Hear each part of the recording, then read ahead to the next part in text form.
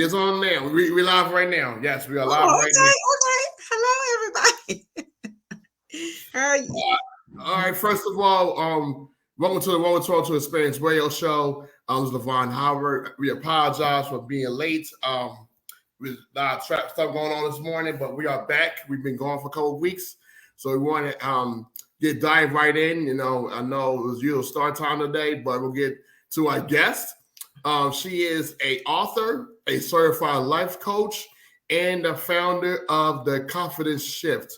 So let's welcome Miss Samantha Hill. How you doing this morning? Thank you. I am feeling amazing. I'm so grateful and so thankful for this opportunity. I finally get to do more than just communicate on Instagram with you. I'm super excited. Right. So we're on Facebook Live on Facebook page on Rolling Strong to Experience Radio Show via StreamYard. So basically we'll get right into it. So how was your week, the first couple of days of November? Oh, it's been pretty busy but productive. I participated in a book festival earlier this week, which was truly amazing, connecting with other authors, speaking on their journey. I've Yes. also been preparing for my upcoming course project, of Okay. course.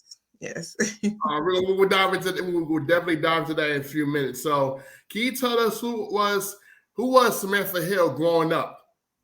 Growing up, okay. Well, as a little girl, I guess you could say I was a little feisty something. I was I actually grew up in a pretty poor and toxic environment. Some would say it was a lot of profanity, alcoholism, fighting, that type of thing that is unhealthy. Different children take it in different ways, and that's why I do what I do, is because of the things that I went through as a little girl. And my biggest struggle, which is something that most women struggle with, is um, that that battle with their self-talk. And but I mean, as a child, I was taught, to stay in a child's place. You know how it was back in the Right, right, right. days. It's actually something that most, African Americans have experienced. And I love you was something that was needed, but it wasn't heard. It was needed for me, I would say. And I was a pretty positive child. And, despite of the things that kind of frightened me, um, I loved being outside. I was a Mm-hmm. dreamer, you know. Right, right. I was always dreaming big, but the reason I struggled with my self-talk so much, because I felt like every time I went to dreaming big, I felt it felt like bad things would happen. Mm. So I decided to create this defense mechanism, which little did I know that I was using reverse psychology on myself, you know. Okay. Right. Yeah. So basically, so fast forward, you grew up and you became a cosmetologist, and that for over 20 years, and it's kind of led to what you did based on the experiences you provide to women through conversations and through what you was doing a cosmetologist. So can you tell us what led you to be a cosmetologist, and then how those conversations over the years with women and giving women different experiences, positive experiences, impacted the way your life? Yes. Well, actually, as a little girl, I mean, I think I might have been around 12. I actually Mhm. used to braid, the little French braids. I used to braid hair, and my friends, their parents would pay me like $2 to braid their hair. So, I mean, it was something in me from childhood, but of course, I didn't know. But I love once I grew up and became a cosmetologist, and realized where my gift lied, and what I enjoyed doing. Uh, I went to cosmetology school and became a cosmetologist. But, at that young age, I kind of already had learned confidentiality, which is so important. Mm. And it's just the whole routine of when you shampoo your clients. They're getting in a relaxed position. You're starting small conversation. How was your day? So it turns into, us building a relationship and them trusting me and vice versa. So it just, as I grew, and when the pandemic hit, I would say, to be honest, it was a tragedy for all of us. But at the same time, we had to sit down and say, okay, Lord, what are you trying to, what are you telling us? It's bad that it went to that extent, but what are Right. you telling us that we need to be doing right now? We must not be doing what we need to be doing. And, that's the conversation I was having with God. I was like, Lord, Mhm. what is it? What do you have? What is it that you have for me to do? I must not be doing what you need me to do. And that's when he put different people in my lives that led to the coaching. And I could relate. And I chose this area because of my experience with so many women, hundreds of women. We're all the same, but we're all different, Right. sharing their stories, sharing their passion, and it's like, wow, Lord, okay, I hear you. I'm, uh, I'm going to be obedient to the word of God. So that's how the confidence shift came about, just being obedient to the word of God, telling me that I need to stop being ashamed of my story, that I need to share my story and, help them to get where they need to go in order to reach their highest potential. Right. And I concur you said about the pandemic 2 years ago when everyone shut down. That was the perfect time for you to we could for those who we connect with God or connect with God, and so those ask God, what am I doing what you told me to do?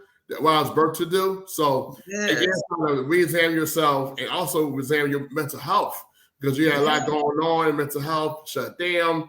On top of that, you had Breonna Taylor, Ahmaud Arbery, George Floyd tragedies right in front of our faces, So, and we had to figure out who we are as a people, who we are as individuals, and then once the world began to open up, we'll hopefully would be in a better place, And then from your perspective, you we connect with God, ask God, what should I do? So basically, you took your life experiences that you experienced and turned it around so to help women fire native self-talk to become a better version of themselves. So I think that's very important because we do have always a native self-talk. And we constantly did it when we was younger, but we never really think about it until the pandemic or as we got older, we got better understanding of mental health and how mental Yes. health affects you every single day. Because in the Bible, Proverbs says, the book of Proverbs says, um, life and death is power of the tongue. And we speaking death ourselves every single day Yes. without worry, then you're not gonna get everything accomplished. But you speak more life about yourself, you feel good about yourself, you feel better about yourself, you feel more powerful to do more, instead of being dreary and being downtrodden and being sad all the times about doing that. So I'm glad you did that. So when when did you know that I know you came from God that I need to keep doing this? When did you know when you started a confidence shift? And then I read that you started a Facebook group for 100 women. I'm not sure, I've got the title, but what made you decide, say, look, I need to keep this doing because it's doing something for me?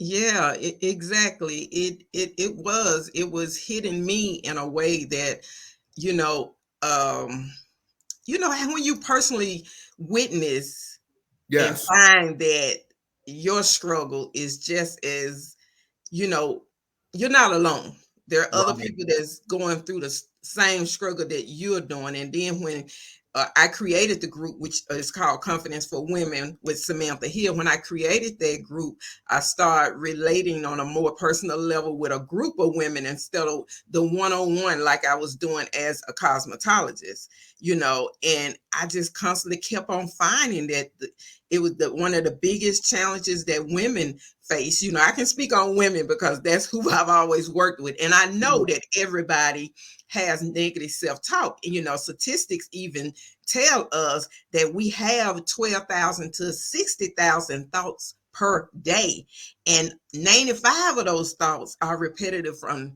the day before. But the part that really gets me is 80% of our negative self-talk. We have 80% negative self-talk. That's a big number. 80%, so with uh me helping them to combine that outer beauty, routine that we give ourselves, getting our hair done, our nails, our lashes, sometimes it's just a way that people cover up that inner pain and, or that lack of confidence they have. So negative self-talk plays a big role in stopping your growth, and it kind of reminds me something. You remember the story about the Potter's house? And Yes. yeah, no matter how out of shape you get, God is going to put you back together, and he's going to put everybody in place where they need to go That's in right. order to get done what his plan is, instead of us always trying to push and do our own plan. Right, because at the end of the day, God's plan will always outweigh our plans. If we try to do it ourselves or try to figure out a situation, it'll get worse. So Yeah. basically the data self-talk. So can you share with us what some strategies that you have used to combat that, negative talk or negative thoughts that come to your mind, especially as a woman? Because I know you say you focus on women, but what are some strategies that women can use to combat that? As you see now, we're in the year now, holidays coming up, the plans coming up, vision board, and stuff like that. So some people might feel sad at this time because of loss of loved one, not being happy, not being fulfilled. So some strategies and tips you have used to help reach yourself and also help many women combat negative self-talk. Yeah. Well, actually, it's different for every person, but one of the biggest things that we have to do is acknowledge. If you do not acknowledge when you are speaking negative to yourself, it's no way for you to grow. It's no way for you to heal. That's part of the healing process, to acknowledge it. A lot of time you probably do it too. How you might have a private Zoom call or whatever with a potential client, and if you see that they're not acknowledging what the problem is, they're not putting themselves in a position to go to the next step, it's not time to, they're not a good fit. So it's really not a good time to work with that person. So that's why I try to explain it. We talk about it in our private group all the time. You have to acknowledge it. It can be simple things, like when I got ready to go, I went to Atlanta and I got ready to speak on stage. I talked about when I was in college, I had to do these speeches. In order to graduate, to get your degree, you have to do presentations, you have to do speeches and stuff like that. But my self-talk was telling me, girl, don't you see all these people out here? They don't want to hear what you're saying. They further along than you. You country, you a Southern girl. You gonna let your dyslexia kick in. You gonna start stuttering. We tell ourselves all this negative stuff. And what if this happened? What if that happened? And even before, let me tell you something that's funny to me. When I reached out to you, another one of my coach friends, she's a very good friend. So she told me about you. And when I reached out to you because I wanted to talk to you about the course that I'm getting ready to start, and how I wanted them to market their books, because they are interested in writing a book. And I'm thinking down the road in the future, I'm trying to get the whole course together. And then you say, and then you tell me, but it's starting in November. What about interviewing you? And I'm looking like, and I'm saying, okay, Lord, because it's really not my thing to just get in front of people and talk, but I'm trying hard to be obedient to the word of God, acknowledging that self-talk, That's why Yeah, I tell right. people all the time, I'm the perfect person to tell you about negative self-talk because I've done it all my my life, and that's what led me to writing the book. If you experience it, you can turn around and share it with other people. If you never been through it, how can you help anybody else? So, I mean, it was really funny to me how it kind of flipped on me, and you was like, I need to interview you if your class starting in November. So my negative self-talk tried to get the best of me, but God was like, look, God I'm has a lining plan for it you. up. And Mm-hmm. and I think the plan is perfect because now it's perfect about being a new year. So it's very important. Right that time they can change their mindsets as they Yeah. at 2022 and as in 2023, a new mindset, focused mindset. Also learn the ways how to and get rid of self-talk. But the first thing you got to do, people, is what? Acknowledge it. Acknowledge it. You can't be denied that because I have done that before. I have not self-talk and negative self-talk. And it got me nowhere. And got me to be more fearful, more doubtful, and think more negatively.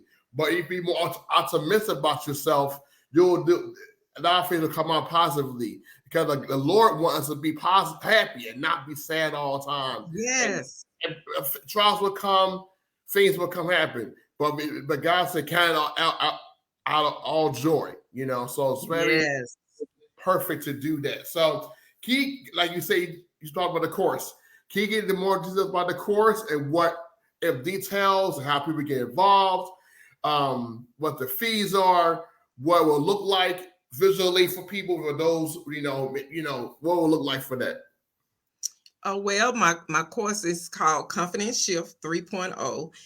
Write your first book. Mm, And I tried to keep it simple because many people have shared with me, many of the women have shared with me, I want to tell my story, but I'm in the same position like you were. I'm ashamed. right. Do I really want to share my story? Are certain people that I want to talk about in my story, are they still alive? That's a big issue that we have, and are you having those negative self-talk? So the course is not just about writing a book. I'm extending it to 6 months. And the reason I'm doing that is because I want to work with the mindset to make Mm, sure that you are mentally ready to dive into where you want to dive into. If you don't want to mention people's names, hey, we make up characters all the time. In my book, I have different characters. I don't just, share it, and it's coming from you. And writing a book is, especially a nonfiction book, is a healing process. correct. It's about you healing. Because when I took out of my head and put it on paper, I even learned so much about myself. I've never had the greatest relationship with my mom, but after writing this book, I started realizing that, wow, of course she had a faults, but she did the best she could. Good. And a lot of it was me too. I was holding in a lot. I had a whole lot. I had so much negative self-talk and thoughts in my head that I couldn't remember the good things, you know. Mm, So it's like my book is a 15-day journey to firing your negative self-talk. It's a journey and it's a lifetime of thoughts. This is not gonna, I'm gonna do this program and I'm never gonna have a negative self-talk again. I'm never gonna have those thoughts again. It doesn't work like that. This is a lifetime commitment that you have to make to to yourself in order to move on. And that's what I try to do in my course. And in this course, we're gonna write the book. It starts Tuesday, November the 8th. Uh, mm. I'm giving $200 off the course. It was originally $9.99, but it's gonna be $7.99. So you are getting a great deal, and you're gonna get more than just writing a book. We're gonna dive deep into our whys, what we need, our healing. So the information on my course, you can go to bit.ly confident shift. That'll take you straight to outlining everything you're going to get in the course and the price. My website, you can go to Linktree/Samantha Wisdom Hill, and that would direct you to my website, to my books, my journals, different things like that we have done and I have done in the past. Yeah. So how many books and journals you have done? I've actually did my first book during the pandemic, Oh, So okay. yeah, but I also had a class. This one of my courses. I taught the women how to create journals because Mm, before writing a book, you need to write. You need to just write. Share your thoughts, share your passion, share your life experiences. Just write. So we created journals. And we got to get real creative. Our covers, a lot of people don't realize it, but people really, the old saying says, people judge a book by its cover, right? That's so right. true. They judge a book. It can be thousands of books out there on Amazon, but they're going to look at the cover. You know what I'm saying? Because the journals are pretty much blank on the inside. Mm-hmm. So we had to put our love on the cover. So I have 4 of those, 4 journals and 1 book which address negative self-talk. Okay, wonderful. So like you mentioned about the writing the book process in your class. I think also that I want to add that writing a book is the hardest part. It's getting out there. It's very period because you're gonna talk some emotions that you have not gone down there for years. You got to put it on paper. So it may require you to cry, may require you to shed some tears. Well, that's okay. Crying is not a negative thing. Crying is okay. Yeah. The sign that you are letting it go. You're trying to move forward in your life. Crying is not a detriment, saying or that's your crybaby. Crying is actually equals healing. So Yes. so important that you understand it. But also the last part about the book is about all very hard for people to process is the publishing part, the editing, those who may write a children's book, right? Go for the illustrator process, the publishing, the marketing, how to get people to sell it. That takes a toll on people too, because people may give up because I had a book done, but my publisher's messing up. Then someone's not going to write with Illustrator. The editing is taking too long. So Yeah. a lot of things come into play in the process of the book. The writing part, the hard part, but also the end part, getting out there, like the cover, that can be hard. So it's a due process for the people to understand that importance of your course, how people navigate through those emotions, navigate for those worries, those doubts. We come with the book and then also put it out there because you put your story out there because that's what God wants you to do. Yes. And because your testimony through characters or experiences can bring someone out, to the light. You know what I mean? Yes. It'll help them examine themselves and become better individuals and not be stuck in where they are. Yes, yes. Because you're definitely going to go through all the procrastination. So all of that mindset stuff gotta be taught before you really dive deep into your books. I know a whole lot of people, they write books. Oh, I can write a book in 3 weeks, but I just don't feel like that's really from the soul. That's really going to help people with their healing if you're just throwing something together. You need to go through all the steps, like you said. Go through the crying, go through the happiness, go through the making sure that you want it also to be I just lost my train of thought. Something you're leaving to your children, an inheritance. You want your book to be an inheritance. You want it to help people as far as when they read, they can relate. Oh my God, I can relate to her. I want to make sure they're on a consistent schedule, that they're not just all over the place. Sometimes we try to take on too much, and I use like the tennis player. I always forget Serena Williams.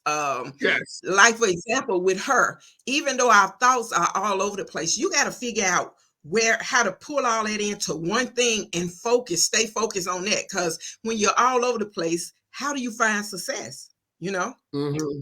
And you got to learn how to capture your fear, and you got to realize fear is a part of success. It's so much that you have to learn so you can set yourself up success when you're writing your book. That's what I'm trying to say. Like you were saying, the crying and stuff. It's so many things you want to get in place before actually writing your book. Right, and like you said a couple minutes ago that someone said that they can write a book in 3 weeks. You don't have to. You don't have to do it 3 weeks. You can set aside 30 minutes a day, or to write a chapter, write something, so you can focus solely on that particular manuscript you want to focus on for 30 minutes a day, or a week, or 3 days a week. You know what I mean? It's not a waste. You can pace yourself. Like pace yourself, you can focus and get dialed in, tune into what you want to write.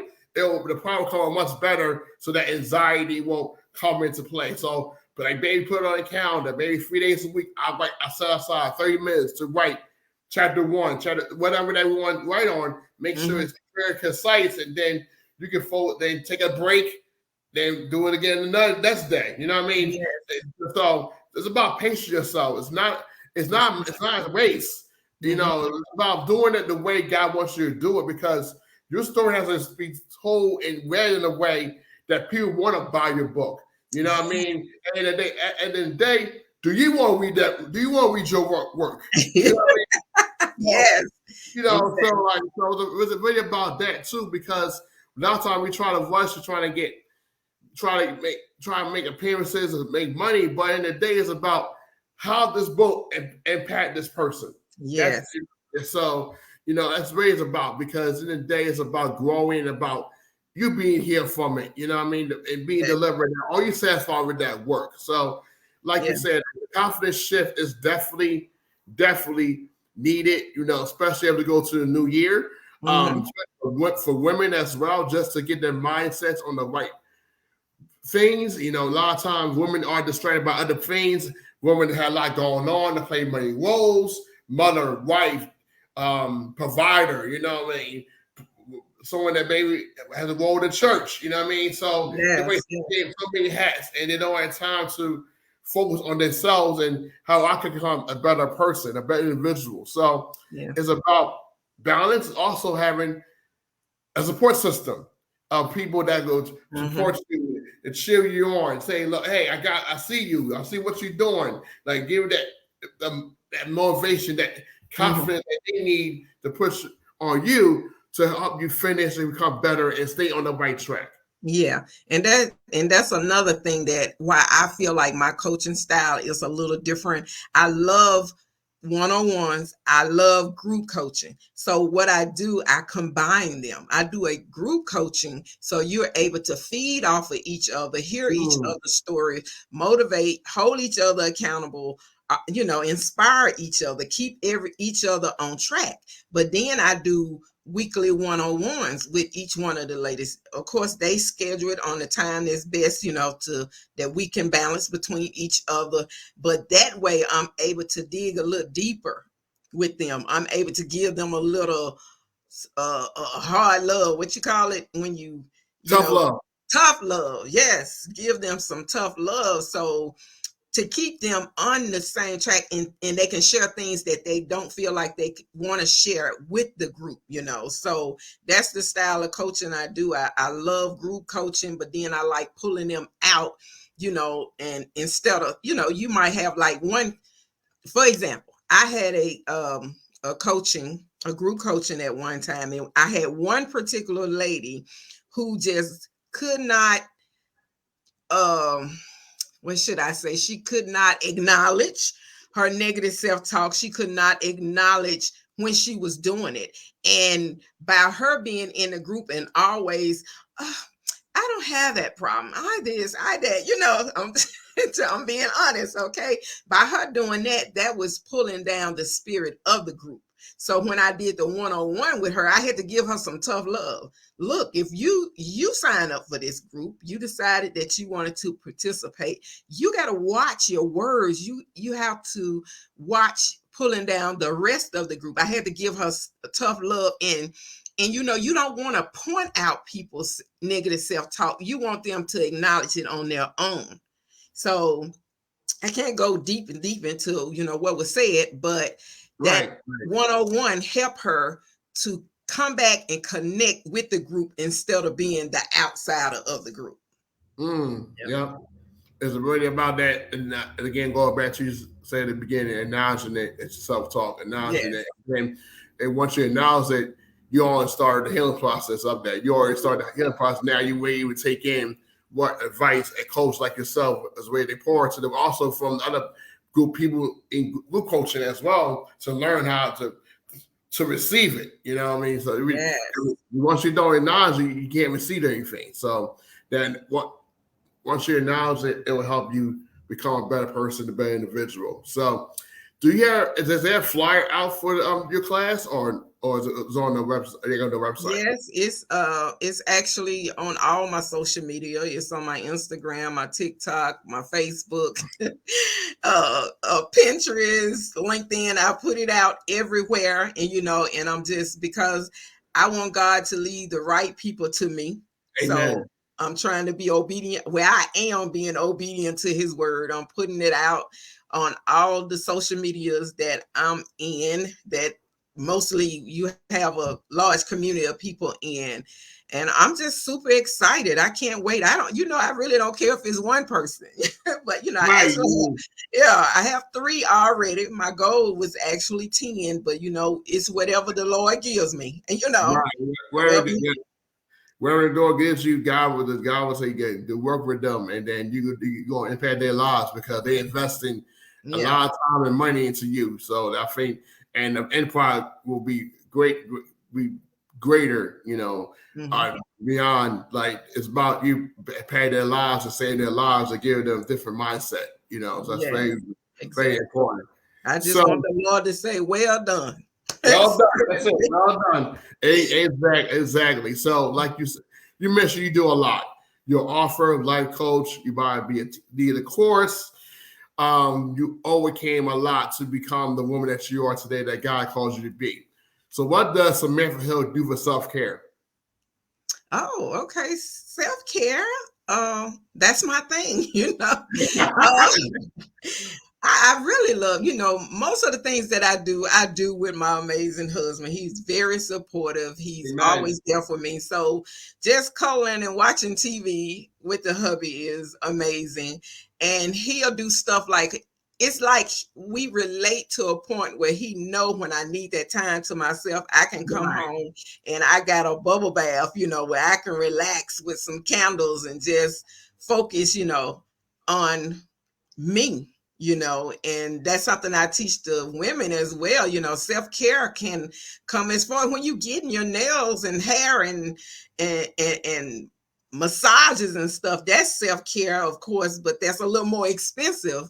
But you can fix yourself a nice meal, just relaxing and whatever, makes you happy. But for me, I'm a they used to call me family time. My kids used to say it all the time, family time, because I love family. That's when I'm relaxing, when I'm with family and I'm able to move past all the stuff that's going on in my life. Yeah.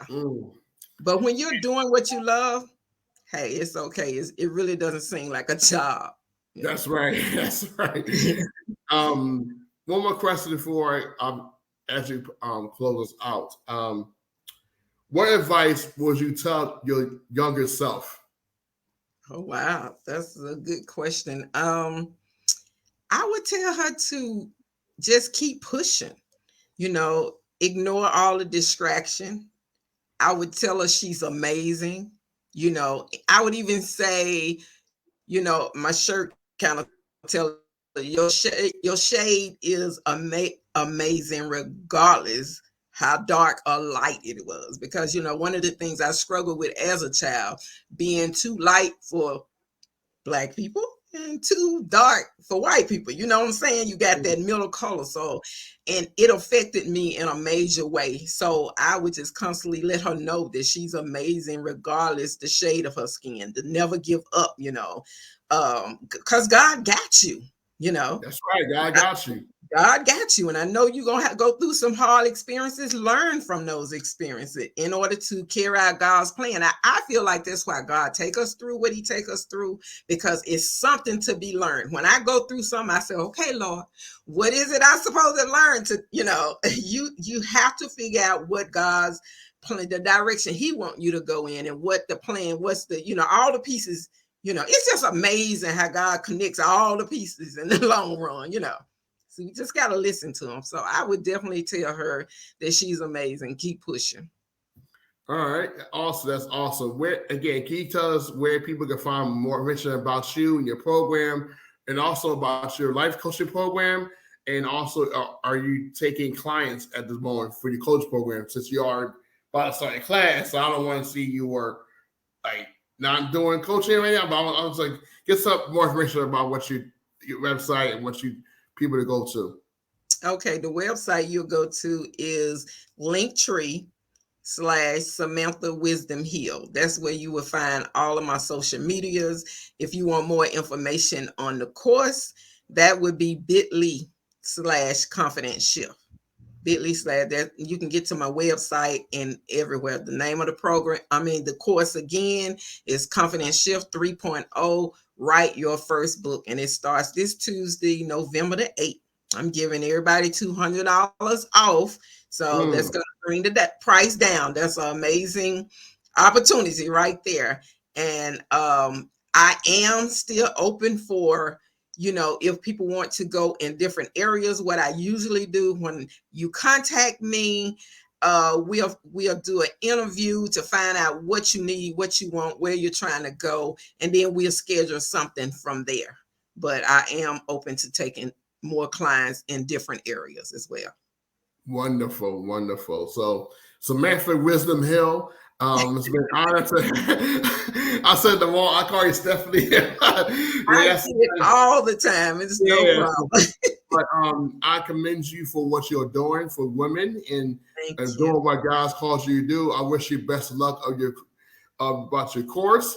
Hopefully you come back with results and some impact from the course, or some testimonials from the people that enrolled in your course, and what has it done for them as well. But thank you so much.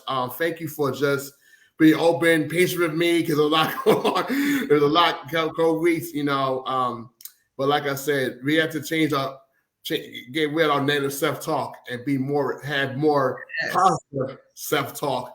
But again, you have to first acknowledge it, and so you can move forward, so you can become the best individual God wants you to be. Yes. So thank you so much.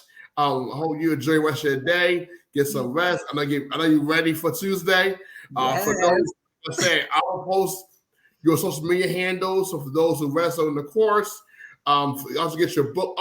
Where people get your book on Amazon, right? Your book? Yes, on Amazon. You can just type in, even if you go to my Linktree, it'll lead you to Amazon, to my book. But it's Shift Your Confidence, a 15-day journey to firing negative self-talk. Hey, one more question. Okay. Have you thought about starting that kind of book for younger ladies, like adolescents, teenage girls, so they won't have to carry that to adulthood? Yes, exactly. Of course, I originally wrote it for my age area because, I see women leaving this world. They're not happy. They're still in there. They don't have a voice. They're in their negative self-talk. However, since I wrote the book, I have even had men to purchase my book. Everybody, because it's something we all go through. They was like, I know you got it directed towards the women, but it has been a tremendous impact in my life. So yes, it's for anybody. It really is. Wonderful. So, like I said, that's all of us. We got to get rid of their self-talk so God can instruct us and bless us anymore, and not have that wall built around us because of what people have said to us that we cannot do. But God can make it impossible possible. So yes, I like that. Yeah. So like I said, God can do anything. Just believe and trust in Him. and walking by faith and not by sight, So Samantha Hill, thank you for joining us. I learned something new today from myself, I appreciate you. I wish God will bless your course immensely, and your books and your coaching program going forward, because you are doing the work of the Lord, and God will bless you immensely for that. So everything you're doing is not been in vain. It's been for someone that needs you. So I want you to know that. I want you to acknowledge that. So thank you so much for being part of the show. Appreciate you. Hope we can get you come back, maybe update called months. Follow up, see what hasn't gone, things like that. So any shows you might have, let me know. I would love to be on your platform. So okay, thank you so much. I appreciate you. thank you so much. Have a good one. Bye-bye. Bye.